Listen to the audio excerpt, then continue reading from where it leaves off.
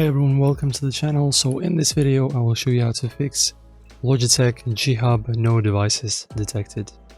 Guys, the solution is very simple. I will just download the Logitech hub to show you what to do. So Logitech hub. I'm just going to download the application and I will show you what to do. It's very simple. I don't even have to install it. The procedure is extremely simple.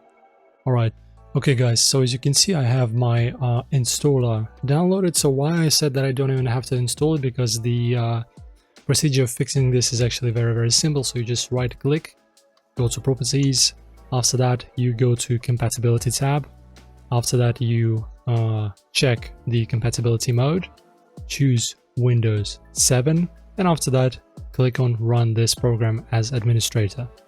So you will have to do this not for the installer, but for your actual executable that will be installed to your computer after you install the app itself. Okay, so the actual folder where the files with your program will be, the basically the executable file for the program itself, you need to find it in the folder and do the same thing just like I have done here.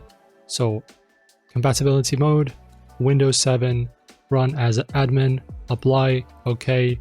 And then, of course, also before that, make sure to close the G-Hub. Okay, you will have to restart it anyway, so you might just as well close it from the start. So be sure to close it first.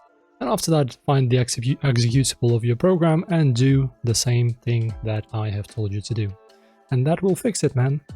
So, yeah, guys, this is all for the video. I hope this helps. Give this video a thumbs up, subscribe. See you in the next one.